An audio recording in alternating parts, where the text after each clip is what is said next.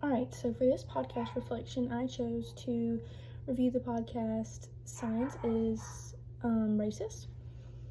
It seems that, as her argument, she uses that everybody is the same race, which I am on board with, and that science needs to stop, for example, asking what race someone is when they come in for like a medical checkup, or accusing certain races of being prone to things over other ones. And she states that she believes that all people descended from Africans, which I disagree with because of a religious standpoint, which I'll get to.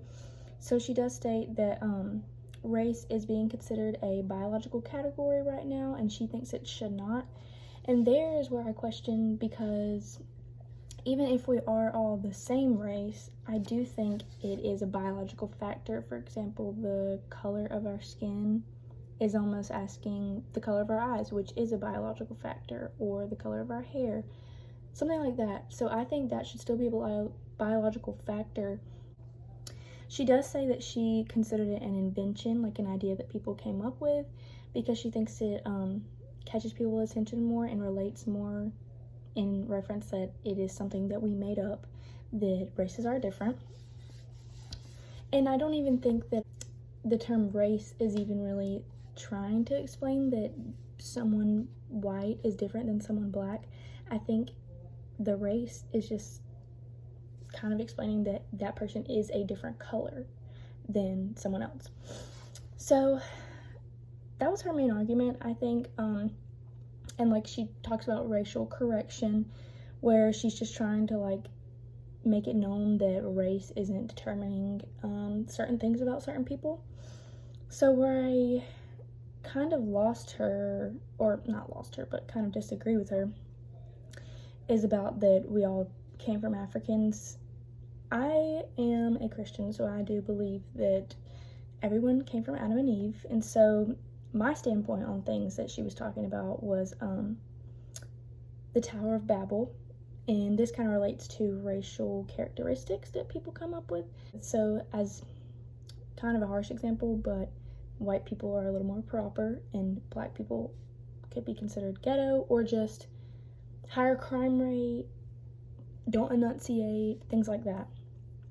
Different facial structures, different hair texture, as she talks about, is considered different. I guess that's where the term race kind of covers all those. It's not that like someone white is better than someone black or anything like that. It's just black characteristics fall into this race, and then white characteristics fall into this race.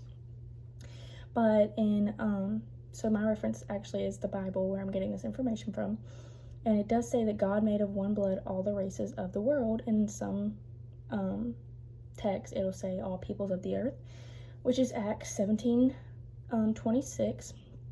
So I think that Adam and Eve were, I would say, probably a tan tone, medium brown tone, which is how all these different colors came to be, like different shades of really one race, and that Eve is the mother of all the living. So in the Tower of Babel, which is in Genesis 11, the people rebelled against God because he wanted them to spread and they weren't. So he confused their languages and it isolated them. So then they kind of moved away from each other. Like, this people group went that way, this people group went that way. And because of that, they were mating within their own group. And so, say if this group had someone of a very light shade of brown and like a medium tone, and then this group had more dark tones of people, when you're mingling or mating in your own group, you're going to start to develop certain characteristics that are going to descend from you. So I believe that within these people groups, they developed their own because they were genetically isolated, and that's where certain characteristics come in, which are considered racial, but I think they just happened. And like people with curly hair, I have curly hair, and I have brown hair, and I'm very tan. My dad is Puerto Rican, and my mother is white. So just as if like a lot of people with dark hair and dark skin were in one group because they maybe spoke Spanish since God confused their languages, and people of very, very light tones and blonde hair spoke English. So they were in one group. And also, speaking on the races, this is where I agree that everybody is one race, also because I believe it from the Bible, but there isn't like white and brown. We all produce melanin, and it's just different levels of melanin in our body. So like I have a good amount of melanin, I'm pretty tan, but like my mom, she doesn't really have very much, so she's just a very, very, very pale shade. It's not that she's white, it's just she produces a different level of that chemical than others would. So that's where I think we are all the same race when it comes down to it, but society brings in dark people should act this way, white people should act this way.